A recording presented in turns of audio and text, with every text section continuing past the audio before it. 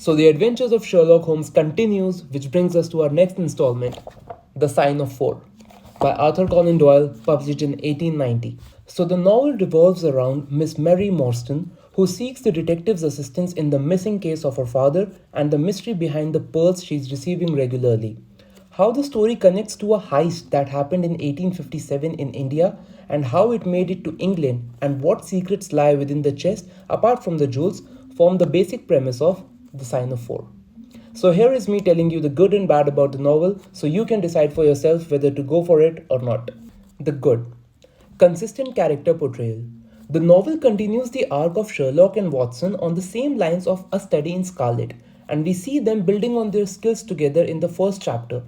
But unfortunately, that is the only good thing about this novel if I have to nitpick. Which brings us to what went wrong with this one. The bad. Convoluted storyline.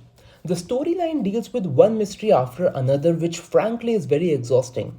It doesn't give one mystery enough time to build on, and the next one pops up, making the final payoff somewhat unsatisfactory. With no fault of Sherlock, though, which brings me to the next point, the abundance of Sherlock Holmes. The previous novel introduced and gave Sherlock enough time in the first half of the book in which he got the case and found the culprit, whereas the second half was focused on the culprit's backstory, so the built mystery and the payoff happened very quickly.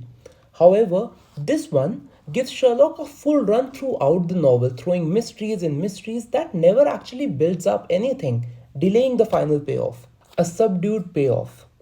I cannot elaborate this point without giving you spoilers, but it was as bad as the last episode of Game of Thrones. Yes, Father, I'm guilty. And with that, we come to our conclusion of The Sign of Four, a sequel that doesn't live up to its parent, which also takes this one to my shelf of not recommended.